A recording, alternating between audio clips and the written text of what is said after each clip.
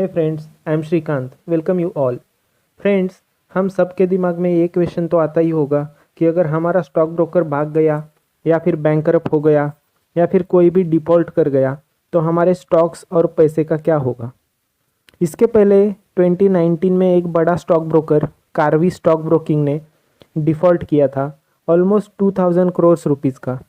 तो उनके customers clients के शेयर और पैसे का क्या हुआ, चलो इस वीडियो में हम जानते हैं। क्या सेबी और स्टॉक एक्सचेंजेस से कुछ सेफ्टी प्रिकॉशंस मिलते हैं क्या, और सेबी का प्लान ऑफ एक्शन क्या होता है ऐसे केस में। अगर आप स्टॉक्स या म्यूचुअल फंड में इन्वेस्ट करते हो तो ये वीडियो आपके लिए बहुत ज़्यादा इम्पोर्टेंट होने वाला है। वीडियो अंत तक ज़रूर देखना। दोस्तों, 2019 में सेबी के पास बहुत सारे कंप्लेंट्स जा रहे थे। लोगों के अकाउंट से पैसा गायब होना, शेयर्स बाय करने के बाद भी अकाउंट में शेयर्स ना मिलना, शेयर सेल किए तो उसके पैसे अकाउंट में क्रेडिट नहीं हो रहे थे, कुछ बैंक्स के भी लोन्स डिफ़ॉल्ट किए गए थे।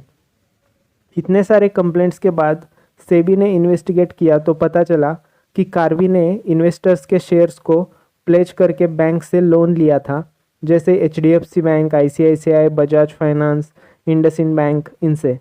और 2019 में सेबी ने कार्वी को बैन कर दिया कोई भी नया बिजनेस करने के लिए। In November 2020, NSE and BSE also expelled Carve Stock Broking Limited from its membership.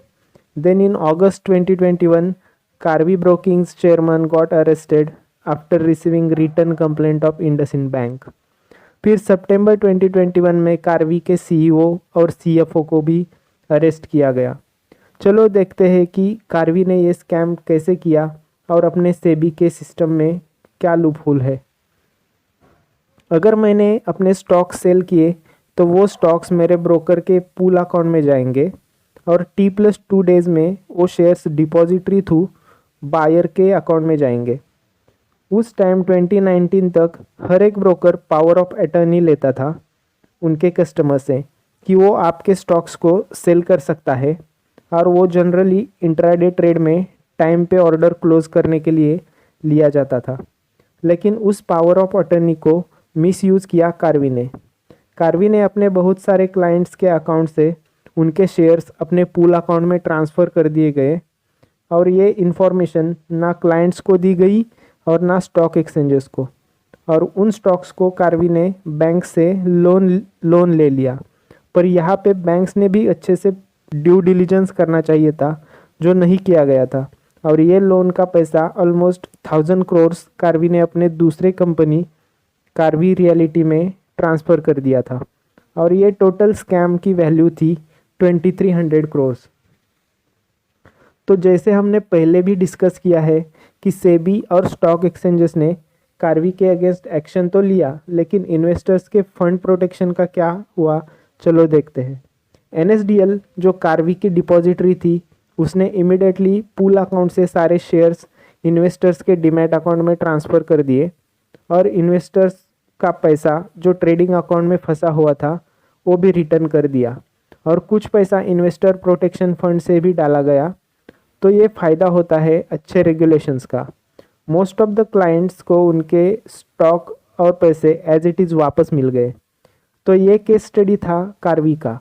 पर आज के डेट पे हम एज ए इन्वेस्टर कितने प्रोटेक्टेड और सेफ है। जब हम कभी भी शेयर्स बाय करते हैं तो वो शेयर्स अपने डीमैट अकाउंट में आते हैं, और ये डीमैट अकाउंट सीडीएसएल या एनएसडीएल के पास होता है, ना कि ब्रोकर के पास। ब्रोकर सिर्फ डिपॉजिटरी पार्टिसिपेंट है, वो सिर्फ शेयर्स बाय या सेल करने में हमारी हेल्प कर रहा है। तो कार्वी स्कैम के बाद सेबी ने एक्शन लिया कि जब भी हम स्टॉक बेचेंगे तो हमें टी पिन डालना मैंडेटरी है। इसके अलावा आपको ट्रांजैक्शन करने के बाद एसएमएस और ईमेल्स भी आते हैं, तो ऐसे हमारे स्टॉक प्रोटेक्टेड होते हैं।